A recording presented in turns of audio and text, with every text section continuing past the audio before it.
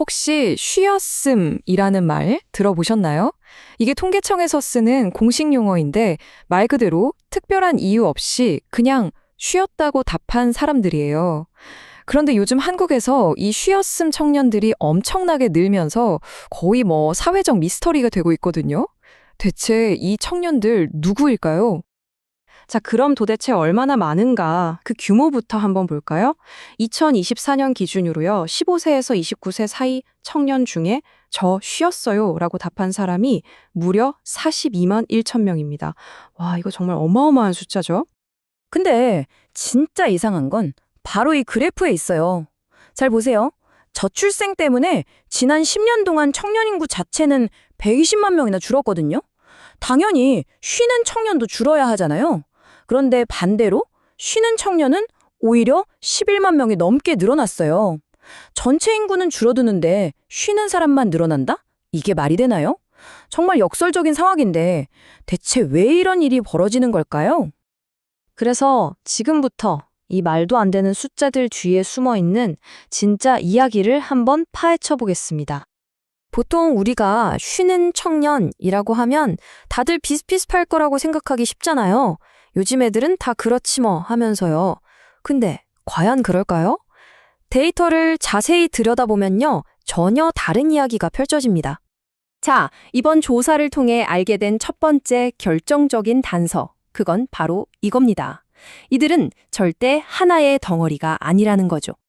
이 청년들의 나이를 쭉 보니까요, 아주 특이한 모양이 나와요. 그래프에 봉우리가 두 개가 딱 솟아 있는 거죠. 하나는 20대 초중반에, 또 다른 하나는 30대 중반에요. 이게 뭘 의미하겠어요? 아, 뭔가 서로 다른 인생의 단계에서 두 번에 걸쳐 노동시장에서 멀어지는 사람들이 있구나 하는 걸 보여주는 거죠. 이걸 또 남녀로 나눠서 보니까 차이가 훨씬 더 뚜렷해져요. 남성들은 주로 20대 초중반에 집중되어 있어요. 그런데 여성들은요, 20대 초반에도 많고 30대 중반에도 또 한 번 봉우리가 나타나요. 특히 이 30대 중반의 봉우리를 보면 아, 이건 결혼이나 출산, 육아 같은 경험들이 영향을 미치고 있겠구나 하고 짐작해 볼 수 있는 거죠. 자, 그럼 이제 단순한 나이나 성별을 넘어서 좀 더 깊이 들어가 볼까요? 데이터를 쭉 분석해 봤더니 이 쉬는 청년들 중에서 60% 이상을 설명할 수 있는 아주 뚜렷한 세 가지 유형이 나타났습니다. 첫 번째는 우리한테도 꽤 익숙한 모습이죠. 아직 부모님과 같이 살면서 대학교에 다니고 있는 학생 그룹이에요. 그리고 두 번째는 학교를 졸업하고 결혼해서 새로운 가정을 꾸린 기혼 여성 그룹이고요. 마지막 세 번째가 어쩌면 우리가 가장 주목해야 할 그룹인데 학교는 다 마쳤는데 아직 사회로 나가지 못하고 부모님 집에 머물고 있는 자택거주 졸업생 그룹입니다. 특히 학교를 졸업한 이 두 그룹, 기혼 여성과 자택거주 졸업생을 비교해보면 상황이 얼마나 다른지 확 느껴져요. 한쪽은 결혼, 육아라는 분명한 사회적 역할이 있잖아요. 그런데 다른 한쪽은 학교도 끝났는데 아직 사회에 뿌리 내리지 못하고 뭐랄까 붕 떠 있는 상태? 그런 유예 상태에 있는 거죠. 자, 그럼 여기서 가장 중요한 질문을 던져봐야 합니다. 정책적으로도 가장 관심을 많이 받는 이 자택거주 졸업생 그룹. 이 분들에게 과연 다시 일하고 싶은 마음, 그 희망이 아직 남아 있을까요?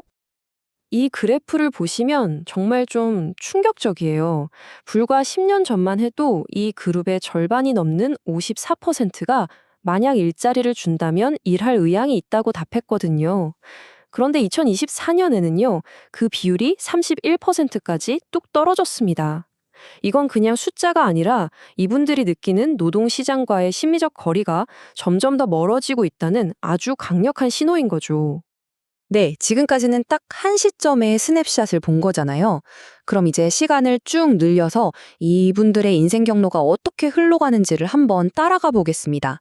데이터를 장기적으로 추적해 봤더니 크게 네 가지의 뚜렷한 길이 보이더라고요.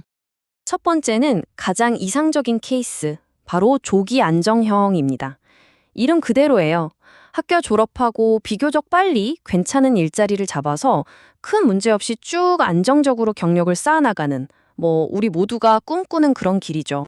두 번째 길은 후기 안정형이에요. 이분들은 20대에는 직장을 좀 자주 옮기거나 잠깐 쉬기도 하면서 시행착오를 겪어요.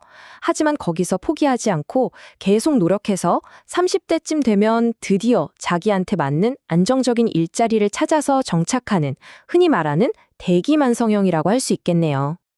그리고 세 번째는 가장 걱정되는 장기 단절형입니다. 경력 초반에 겪었던 불안정한 경험들이 극복이 안 되는 거예요.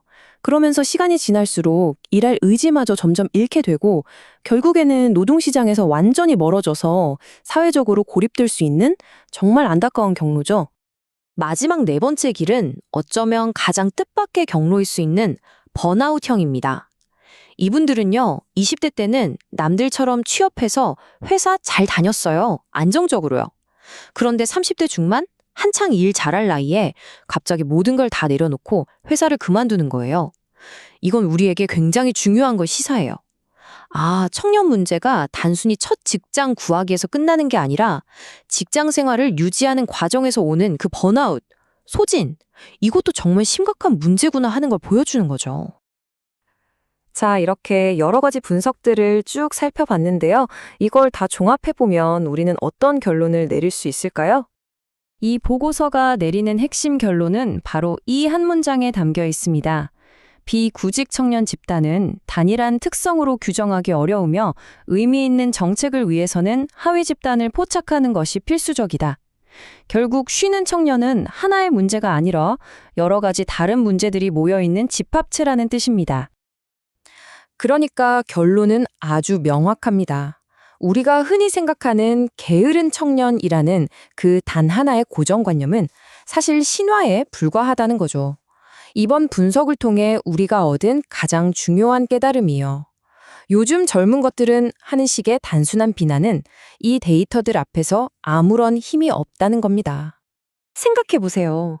이제 막 대학에 다니는 학생, 아이를 키우는 엄마, 취업에 지쳐버린 졸업생, 그리고 직장에서 모든 걸 불태우고 번아웃이 온 30대.